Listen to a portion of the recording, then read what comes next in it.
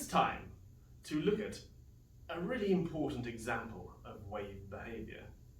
There is a specific example of a wave which we call the electromagnetic wave. Now, the electromagnetic wave, well, a part of the electromagnetic spectrum, which we'll talk about in a second, is visible light. So, at its very simplest, you must consider that light is an electromagnetic wave, but it's not the only type of electromagnetic wave. In fact, there are many different types, and I want to explain how they are different and how they are similar. So here are some facts first about electromagnetic waves. The first is that they are all transverse waves. They all have this in common, that the oscillations are at right angles to the direction that the wave is moving or propagating. The second thing is to understand their nature. The wave is actually a disturbance in two different force fields of space. One of them is the electric field. Now, for us here on Earth, we don't experience electric fields very often. We don't feel their effects, but you might have felt the hairs on the back of your neck stand on end in certain circumstances, pulling a jumper over your head, or when you're just about to be struck by lightning. All of these are because the electric field around you has modified. Now, it's very, very subtle, but it's there, everywhere, even in space. Now, another one that is there, everywhere, even in space, is the magnetic fields. And for us, we are almost completely unaware of the magnetic field around us because we're not made of metal. But the magnetic field passes through all of space, and when it gets disturbed and it changes, that we actually see that as an electromagnetic wave. In fact, what is happening, and this is something for later, is that the disturbance in the electric field is causing the disturbance in the magnetic field, which is causing the disturbance in the electric field. And it is self-causing, that one disturbance causes the other, which causes another one of the other kind, and it goes on and on and on throughout all of space. And that is a really key and important part of this, is that we don't need a material for this to pass through. It can go through a vacuum. And so all of these can move through a vacuum.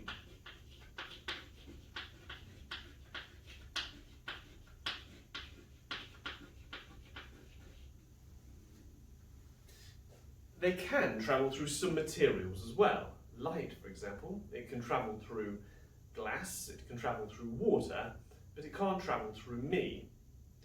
Some other types of electromagnetic radiation might have different absorption properties. They might interact with matter differently, and we'll talk about that a little bit later. The one final thing is that all being electromagnetic waves means they all travel the same speed in a vacuum. And this includes, this is all of them, and they all travel at a speed of light, and normally with any speed we would give it as the symbol V for velocity.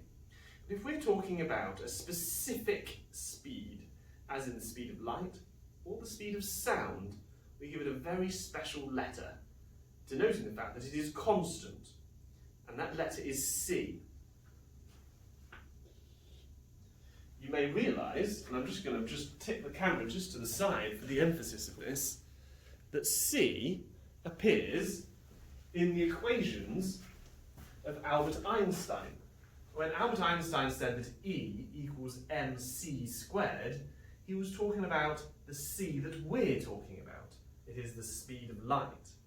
And the speed of light in all of these electromagnetic waves is equal to 300 million meters per second. So every second it travels 300 million meters, like 4 times as far away as the moon. This is very, very fast. And there it is in standard form. So the moon is about 1/4 of a second away if you're light. The sun is about 8.5 minutes away. It means that the light that hits us here on Earth set off from the sun about 8 minutes ago. And so we are seeing an image now of what the sun looked like about 8 minutes ago. And that's the really cool thing as you look out into space, kind of looking backwards in time. The light from the nearest star has taken about 4.2 years to reach us. The light from the Andromeda Galaxy, over 1 million years. And the light from the most distant galaxies in space, about 13 billion years, the entire history of the universe. We divide the electromagnetic spectrum into 7 distinct areas that are all slightly different, and the reason why we divide them up is normally that it's different equipment that can detect the different types. But you need to understand that all 7 of these are types of electromagnetic wave, and they all meet the same things, the same requirements as previously stated. All transverse waves, all can travel through a vacuum, but all travel at the speed of light. Let's have a look. In the middle of the electromagnetic spectrum is visible light, the light that our eyes can see. And if we go this way to longer and longer wavelengths, we have first infrared light, then microwave, and then radio waves. Going the other way, of ever smaller wavelength, we have ultraviolet light, X-rays, and gamma rays. And to be clear, when you do the radioactivity module later, gamma rays are the same gamma rays that we talk about in that topic. Now, the very first thing I want to point out is what is going on with their wavelengths. Principally, this is what is different about these waves. And as a consequence of having different wavelengths, they carry different amounts of energy. Here we can see that radio waves, they start out with a wavelength of about 1 kilometre.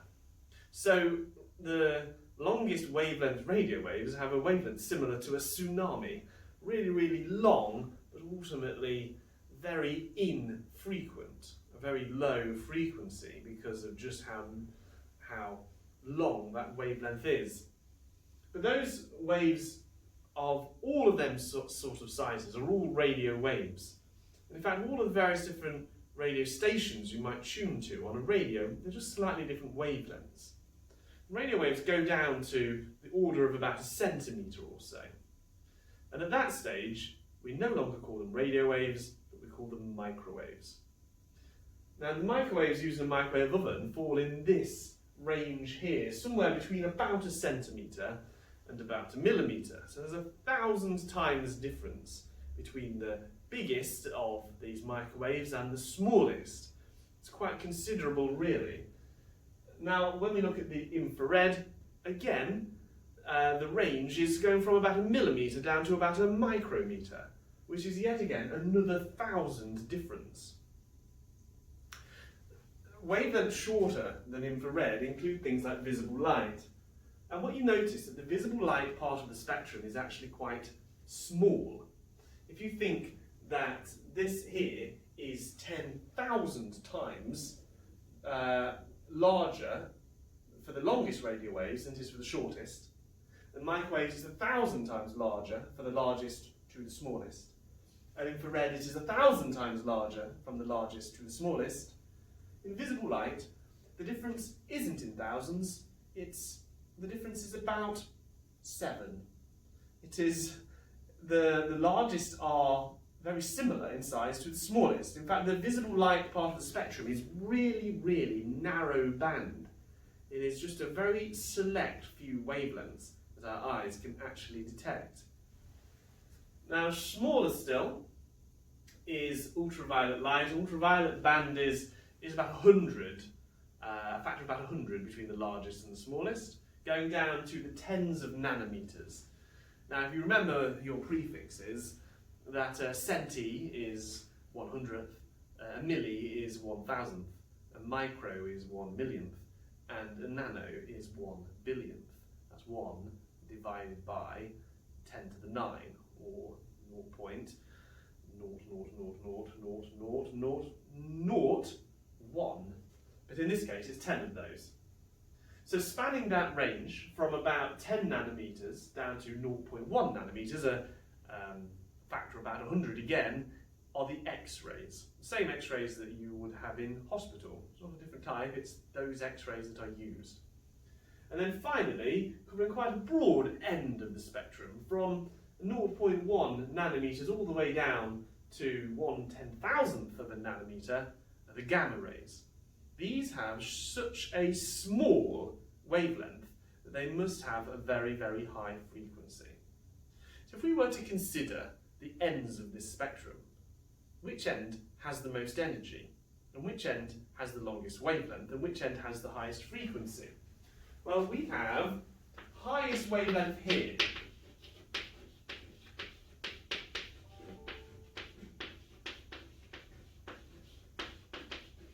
And lowest wavelength over here.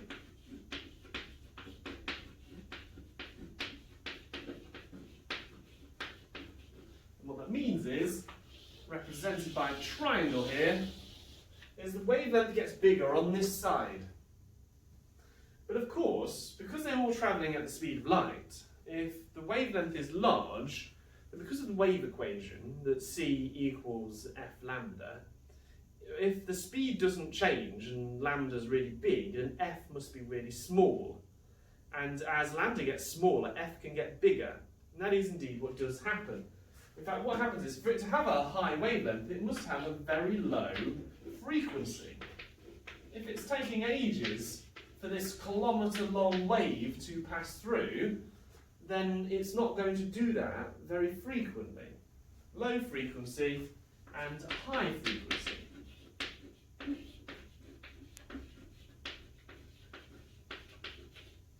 And so I'm going to draw my triangle the other way for that. But what about energy?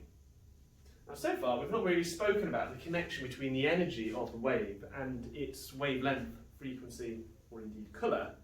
But let me tell you this, the energy is dependent on the frequency.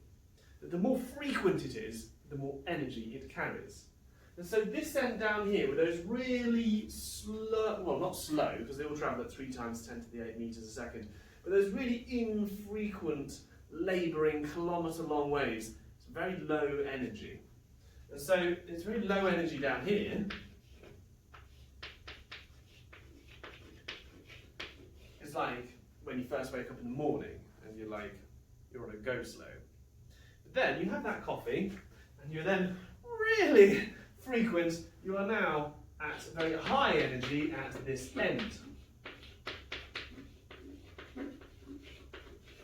And so energy looks pretty much the same as frequency on this diagram. Now I want us to now look individually at each of these.